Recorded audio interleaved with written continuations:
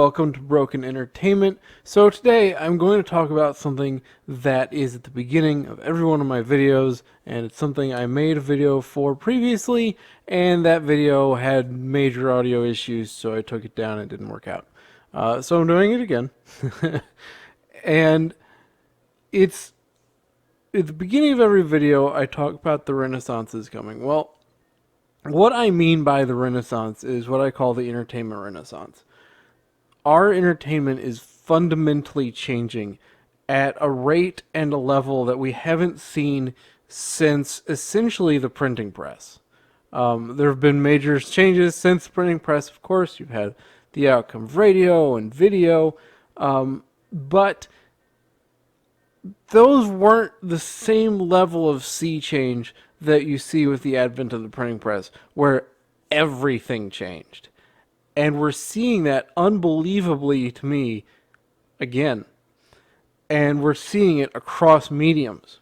So we're talking tabletop gaming, we're talking fan films, we're talking publishing of both books and comics.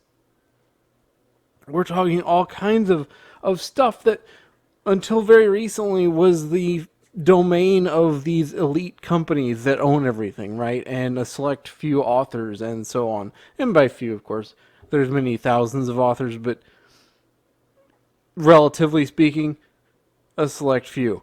And all guided through specific companies who publish. And if you did comics, you had to go through a company who published comics. All of that is changing. And we look around and you see favored franchises failing or falling or in danger because the people who make them don't understand the fans anymore, or they want to push an agenda, or they don't understand what made it popular in the first place. You see the comic book industry in the United States has all but collapsed and been completely overtaken by manga. And you see major tabletop producer Games Workshop making decisions that are driving people in other directions. And you see self-published books taking off to ridiculous degrees. And it all comes kind of from the same, not the same technology, but the same concept. And what that is as these entertainment industries that have traditionally been big draws begin going south, people begin to turn to other solutions. And by people, I mean both customers and creators. Creators because maybe they were inspired by something, or maybe they look around and they're big fans of Star Wars or Star Trek or what have you, and they hate what's going on with it, and they see, you know what, screw it, I'm going to make my own thing, and I'm going to put it out there. Now, 10, 15, 20 years ago, good luck. You know, you can look up fan films from 20, 30 years ago, they existed. And so did self-published books. And there were people who made their own models. But it's nothing like today. And we're going to start by looking at self-publishing. Specifically novels, but I'm also going to talk a little bit about comics. Now, here I have just one statistic because I think it says more than most of them. This is the number of International Standard Book Numbers, ISBNs, assigned to self-published books in the United States from 2010 to 2018. So we're talking an 8-year span. Look at 2010. You had under 250,000 ISBNs. And then it grows exponentially until in 2018 you had 1,677,000. So what changed? Well, ease of publishing changed. Self-publishing before was difficult and expensive, and it's still not easy, but it's much simpler and more available than it used to be. And part of that are companies that allow people to produce things for a much reduced cost, and in some cases for simply giving up some of their profit. And one of those is Amazon. Before, if you self-published, you probably had to do an ebook. And you were going to do the ebook through one of a number of smaller companies. And it was going to be out there, and, people may or may not buy it because people saw self-publishing. Okay, so these are the people that couldn't make it as authors, right? And that's still kind of a stigma that hangs around with self-publishing. But now you have companies, and I'm going to talk a lot about Amazon. I'm not endorsing Amazon. But they're a good example, and they're easy to reference. Amazon allows a self-published author to produce printed books. Now, before, if you wanted to produce a printed book, you had to go to a printer, and you had to pay for a run of X number of books, which is pretty expensive. And then you got them in boxes, and you took them to your house, and you gave them to some people, right? And then as they sold, you had to ship them by hand and process everything, and you're not going to sell very many, and you're mostly going to have them sitting in your basement. That all changed. Amazon, and they're not the only ones. I'm just referencing Amazon because they're big. Amazon allows you as a self-published author to say, I want to produce hardcover and softcover books. And they say, okay, that's fine. We're not going to print them. And they do print on demand. So a customer goes to Amazon and they buy a self-published book. Amazon prints that one book. And then Amazon ships that one book. So you've taken all this work and cost out of it. And that one book doesn't cost the author anything to sell. Now, they lose disproportionately with Amazon large amount of their profit. But that's the cost of not having to do what I said earlier. And they're not the only people that do it. They're just a big example. On top of that, audiobooks are the fastest growing segment of book readership in the world. Dramatically increasing. Very, very fast. And why not? They're very well done for the most part. And they're very easy to listen to. And you can, in a world where we all have a lot going on, now you can listen to a book. And I'm not saying audiobooks didn't exist before. They did.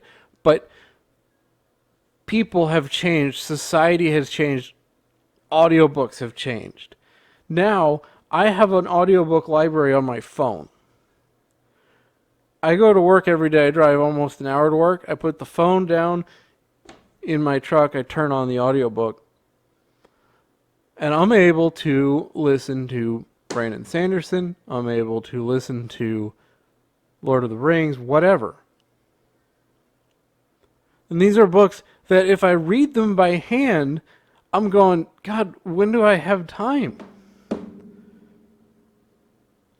Life is busy. Life is full of stuff. And you just kind of got to stick some stuff into that schedule and hope it works out. But an audiobook, that's easy. You can listen to it. Oh, I got to do dishes. Audiobook. Oh, I got to drive somewhere. Audiobook. Audiobooks are very expensive to make. And there's three ways of doing it, really. There's the cheap way, which is you do all the audio recording, or a friend of yours does all the audio recording. Now, a lot of people do this who are self-published because it's affordable. And they might know some people that are good at it. The other way is to go through a company. Again, I'm not endorsing Amazon. I'm merely pointing it out. Go through Amazon. If you're willing to give up significant portions of your income on these books, You can go to Amazon and say, hey, I want to make this into an audiobook. And you can audition various world-class narrators. And they will do it. If you want to get the narrator who does... Now, I'm not saying that you're going to get all of them or whatever, but you can get these good quality narrators to do your book.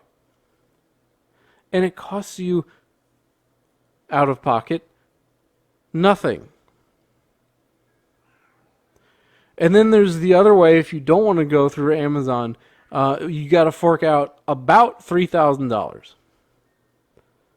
There's payment plans and so on. Now, to that, another indication of where self-publishing has gone into the audiobook realm is the two narrators, Kate Redding and I'm drawing a blank on the guy. World-class narrators that do Brandon Sanderson's fantasy novels.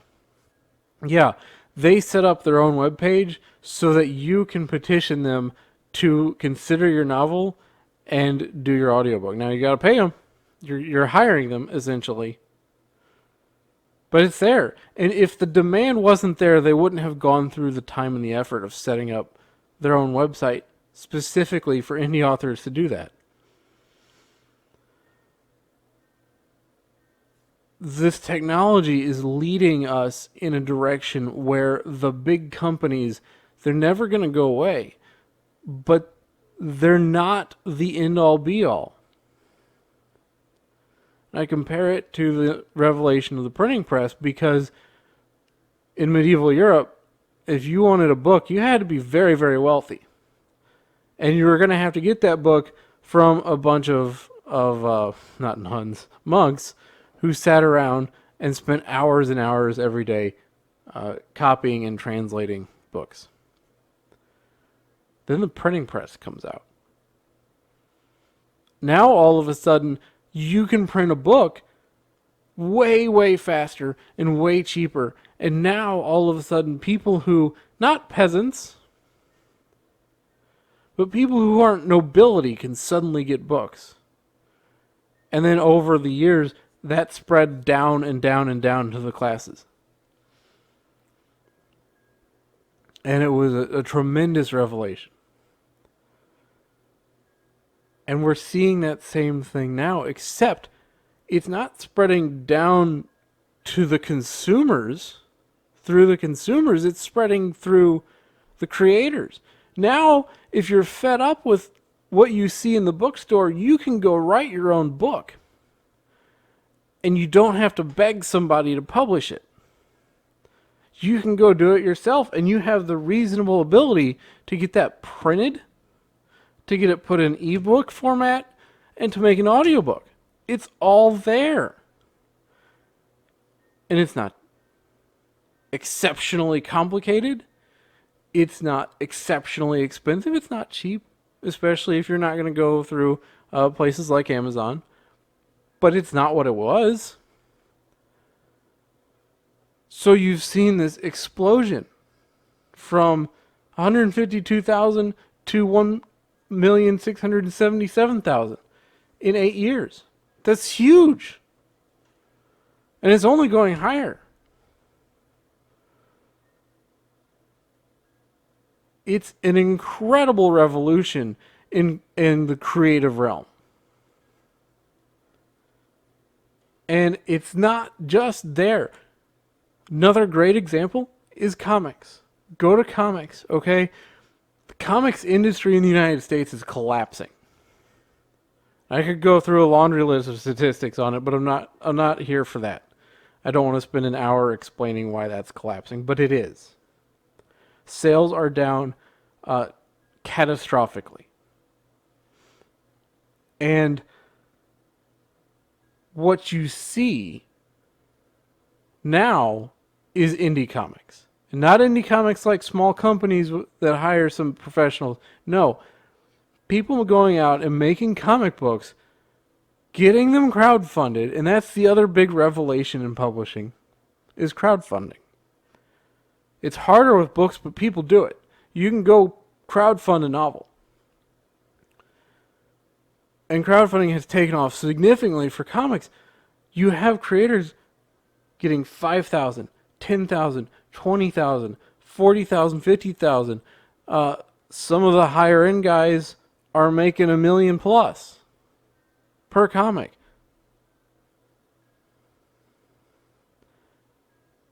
You have now these options that 20 years ago, 10 years ago, those didn't exist. All of a sudden, you've got talent who's saying, I'm fed up with DC, I'm fed up with Marvel, I'm fed up with IDW, I'm making my own book. And they go out and they sell it, and they make it and they sell it through crowdfunding. And not all of them are making $1 million, but a lot of them are selling. And it's incredible. The technology wasn't there. The cost savings wasn't there. Now you've got it. And you could take that a step further and talk about the people making new inventions and new cool things to sell through crowdfunding that just wasn't possible before. But that's kind of another topic that you can get into. Focusing on entertainment, though, these comic developments, these book developments, they're kind of all flowing from the same thing. Cost dramatically decreasing and availability dramatically increasing along with demand. And that's where we get into tabletop games. You can go buy a 3D printer for a decent 3D printer for about $300.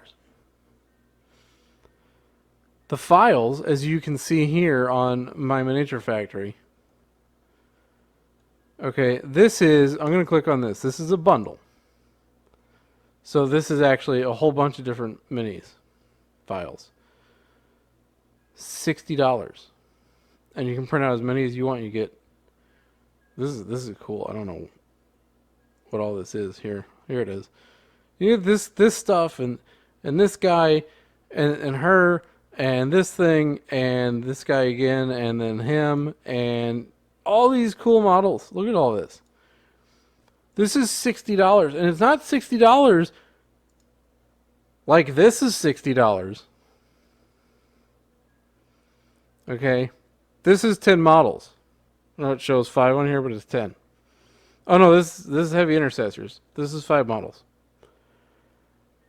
I thought these were regular intercessors. I'm sorry. $60 for 5. $60 for... Does it say how many somewhere?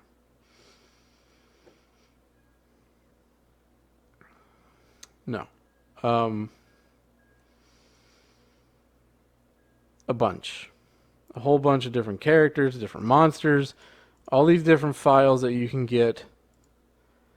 And with your 3D printer that you spent $300 on and a $35 bottle. That is a cool looking Batman guy going on here. Sorry, I got distracted by models. $35 bottle of resin. Now all of a sudden, that's way cheaper. I just printed an entire Space Marine Battlefleet Gothic fleet for like $10. Okay, the amount of savings is insane. And you're seeing the numbers go up and up and up on this too. Why? Technology is better. It's cheaper. It's no longer $700, $900, $1,000 for a 3D printer. You're talking $300. I've seen $250 for some. You can go up higher, but these are affordable prices for a lot of people.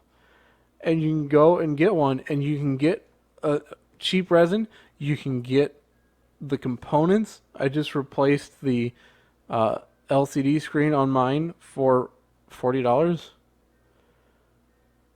You account for all that, and you can print infinite supplies of models all you want. I have a Space Marine Battle Barge. I paid $2 for the file. I can print that as many times as I want.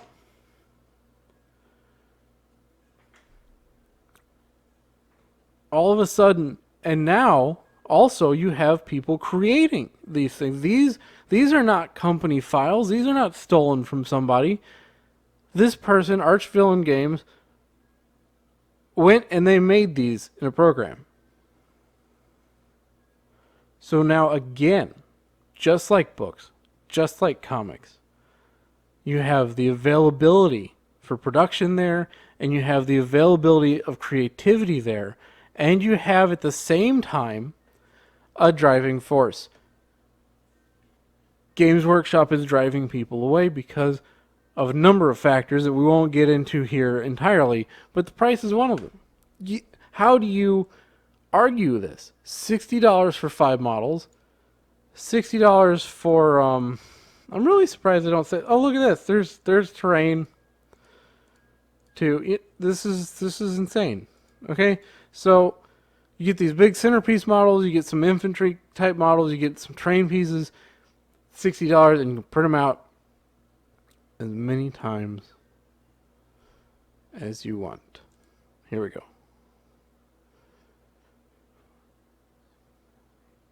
So there's 10 files. $60, 10 files that you can print as many times as you want. $60, 5 models. That's why. Because people are seeing these two comparisons and going, how all of a sudden you can do this and you can afford it. The technology is there. The ability to create things from nothing is there.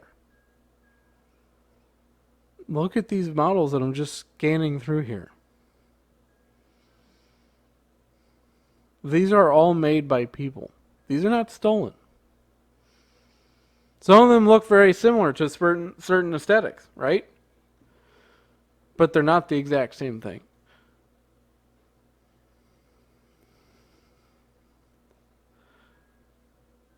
And then you have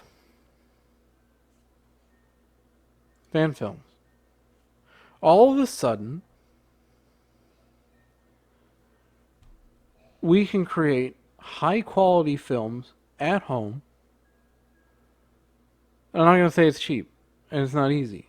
These people put a ton of hours into it, and they spend a lot of money on the programs that they use, but it is infinitely cheaper and infinitely easier than it used to be. Just go into YouTube. All I did, fan film. Look at all these. These are all fan films. This one that's playing right now, or sort of, these are just people in the woods with some equipment. This is stuff people couldn't do before, and it's all for the same reason. Animation programs, too. Highly recommend these two, by the way. These are all things you couldn't do before. And they're not mature yet, either. You're going to see, as demand increases, more self-published books. And you're going to see more self-published books means more companies that want to get in on helping people self-publish because they make some of the money. And you're going to see more people selling 3D printable files. You're going to see more people collaborating on fan films. And right now, they're fan films. But eventually, they're just going to be films. These two animated ones here are a great example. You know, Alley Cats and Final Destination. These aren't tied to any existing franchise. Because as people get tired of their franchises and their nostalgia wears off, they're going to start making their own stuff. And it's not going to take down Hollywood, but it's going to produce options. It already is, but it's going to do it more and more and more. And that renaissance is pushed by the same thing the original Renaissance in entertainment was pushed by. And the same thing the original Renaissance itself in art was pushed by. Where you have an increase in demand, an increase in quality and ability to produce, and a decrease in the monopolization of all these things. The original Renaissance came about in large part, not just from printing press, but because the Black Plague wiped out, estimated up to 50% of the European population at the time. All of a sudden, you had this gap that people could step into in all kinds of situations and places, and you had people thinking and coming up with stuff and creating things because they needed something that wasn't there. And we're not there in the terms of a plague that killed 50% of the population, but we are there in terms of people are getting dejected with Hollywood, they're getting dejected with comic books, they're getting dejected with some of the major tabletop producers, not just Games Workshop. And at the same time that's happening, they're not going, I don't want entertainment. They're going, I want entertainment, where can I go? And the creators, or the people who are creative, are suddenly saying, wait, I can go make something. It's not as expensive. It's not as hard. It's not as all-consuming and necessary to go through these major corporations that I thought it was. And the fans are now turning and looking for things and seeing, oh, look at these fan animations. Look at these fan movies. Look at these print files. This is interesting. Oh, look at these books that are written and willing to do things that the traditional publishing industry is not. It's easy to get down on entertainment because you see what's going on in a lot of places and you're like, man, and here comes another one, you know? And you have movements like the Fandom Menace where they point out all these movies that are collapsing, all these franchises that are struggling, and why. But that only goes so far. To point out the problem is good. To offer a solution as well as point out the problem, eventually people go, okay, yeah, I see the problem, but I also see that I don't have anywhere to turn. And then they see, oh wait, actually I do. You don't have to just watch old stuff that you have on Blu-ray. You don't have to just reread books because the traditional publishing industry only wants certain kinds of books published right now. You can go anywhere and find all sorts of entertainment coming from the minds of people who are not shackled by major corporations, who are not driven by agenda. And it's everywhere. And it's going to be increasingly easy to do. As all these different factors, the technology, the affordability, the demand, as all these things come into play, you're just going to see all this stuff get elevated. The crowdfunding, the self-publishing, the fan-made films, all of it's going to go up and up and up and up. Because forget agenda for a minute with Hollywood and comics. People are just tired of repeated stuff. And reboots and requels and prequels, and how many times can you see the same thing repackaged differently? And you're not left with no options. They're out there. Go look for them. I guarantee you will find things you like. Not every self-published book's going to be goldmine. Not every fan film is going to be fantastic. But you'll find stuff out there that is incredible.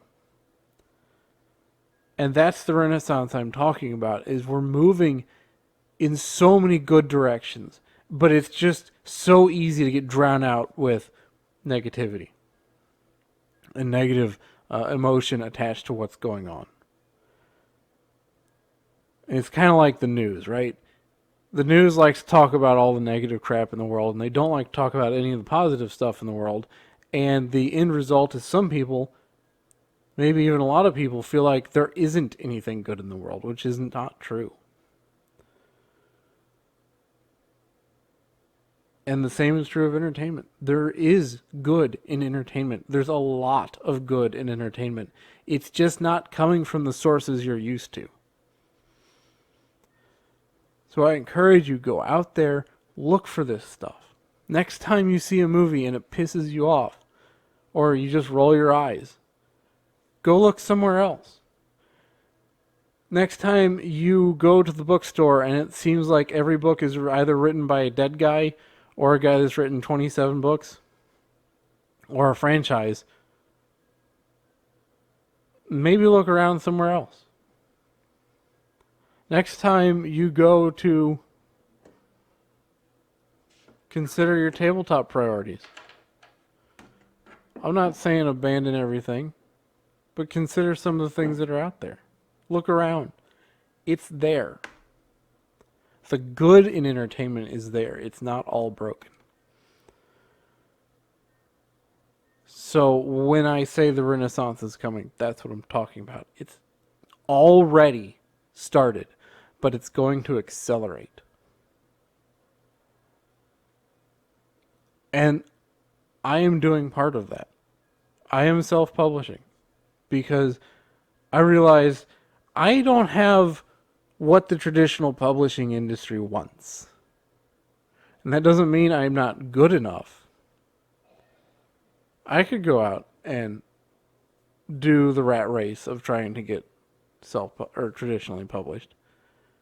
The amount of books that you sell on average kind of actually evens out. Same with the income. It's just that when you self-publish, you have way more control over your property than you do when you traditionally publish. And that's what interests me. I've got a science fantasy novel that is now entering the beta reader stage. I have a short story series that will come up and be published before that. And I have a science fiction, not a science fiction, a fantasy novel I am working on, drafting. And there's a lot of people out there doing it. They're all over YouTube. Go look around. Not everything's going to be great. I'm not promising that, but I am promising that entertainment is getting better. It's not getting worse. You just got to look for it in different places. You got to look away from your traditional sources of entertainment and consider alternative options. And the more you support those alternative options, the better things get. I started this channel talking a lot about the negative side of entertainment. And I still do from time to time say, look at this. This is ridiculous. Look at this. This is ridiculous. Because I believe it is very important to point out the things that are broken, the things that aren't working, and why. But I also believe it's critically more important to then say, this is what's going on that is good. Or to review things and say, look, I looked at this. This is really good. Or this is really bad, and here's why. Because it gives people options. It gives people more than just, this is bad, right?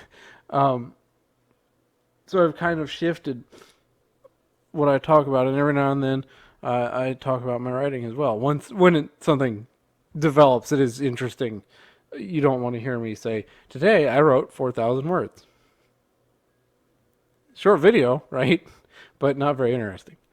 Let me know what you think in the comments down below. If you liked the video, please hit the like button. If you're not subscribed, Please consider subscribing, hit the bell for notifications, and I will see you next time.